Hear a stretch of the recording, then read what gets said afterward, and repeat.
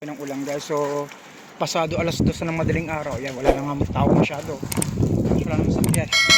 So ano ano anong akala nyo, bawat segundo, bawat prank bawat video may good vibes. So ayan, sa mga nagtatanong bakit madaling araw alas 2, ayan, naghihintay ako guys ng sakayan papunta doon sa probinsya ng Zambales, kung saan makakakuha tayo ng libreng gamot. So yung gamot na yun, malaking tulong yun guys para mabawasan yung mga gastusin natin sa maintenance. Kasi alam naman natin kapag nagda-dialysis ka, tulad ko, maraming maintenance. Which is, yung gamot lang sana sa kidney yung gamot mo. So dahil nga sa katagalan mo nagda-dialysis, ay possible na rin na meron kang ibang komplikasyon like sa puso, or pwedeng sa mata, pwedeng sa tenga dahil nabibingi, pwedeng sa buto, marami. Kaya nga sabi ko mga idol, kapag ang kidney nasira, hindi lang po kidney ang sinisira, maraming komplikasyon yan, nasisirain. So ayan, hintay tayo ng hihintay pa tayo ng bus dito.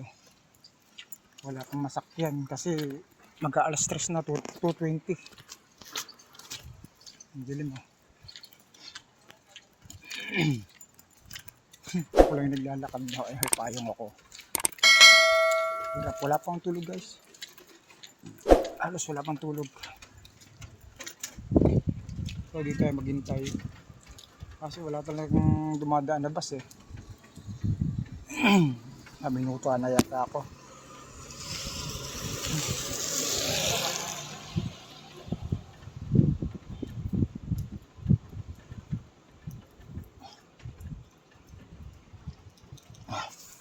Wala talagang dumadaan bus guys, talagang tiyaga tayo maghintay. So mag-aalas 3 na. So sa mga nagtatanong bakit sobrang aga sa paghahanap ko ng gamot, dahil ito kasi yan, ang dialysis ko mula sa Olongapo, alas 11:30 ng tanghali. So kung pupunta ako doon sa probinsya ng Zambales, makakarating ako doon ng alas 5, sabihin na natin. Pagdating ko doon, sobrang haba na ng pila. Which is hindi ka naman pwedeng sumingit kasi may mga pasyente rin, di ba? May PWD rin.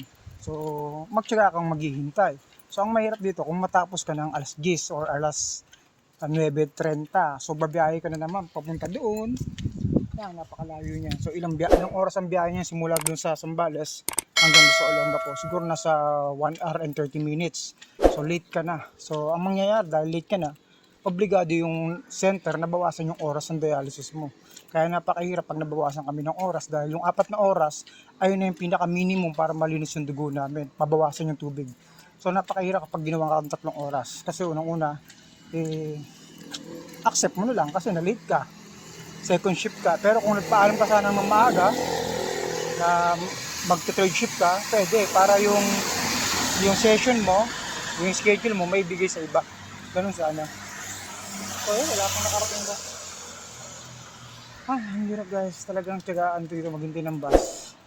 So hanggang dito lang muna guys yung video ko. At ayan, papakita ko sa inyo mamaya yung ang kuha ng gamot kung gaano karaming pila ng tao. Let's go. Walang katao-tao. Nakakaingit lang kasi yung iba ang sasarap ng tulog sa mga oras na ito. Pero kami mga dialysis patient, kailangan talagang magsipag.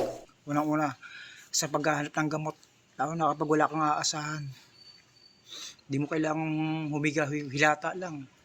Kasi ikaw rin yung mahihirapan ang hirap mga idol. Uyat, wala pang tulog. Ayan, mag-aalas 3 na. O, ganun.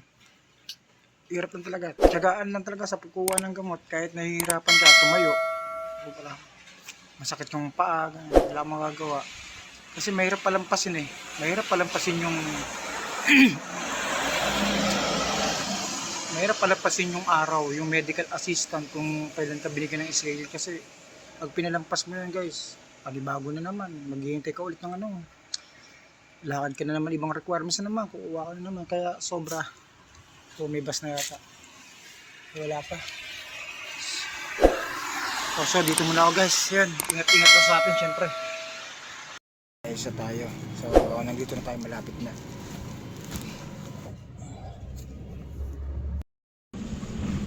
Hi guys.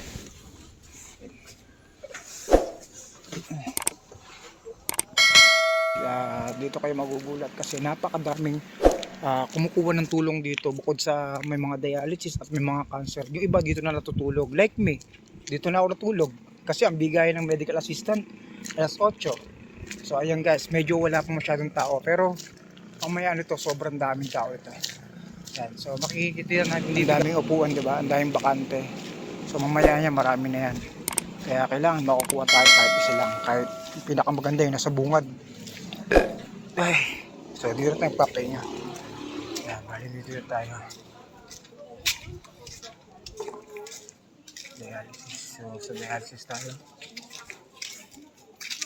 So dito nga guys, pagputok nga ng umaga, ito nga ang binagsa. So binagsa na nga ng maraming tao at mga kumukuha ng gamot. So halo-halo nga palang kumukuha ng tulong dito guys.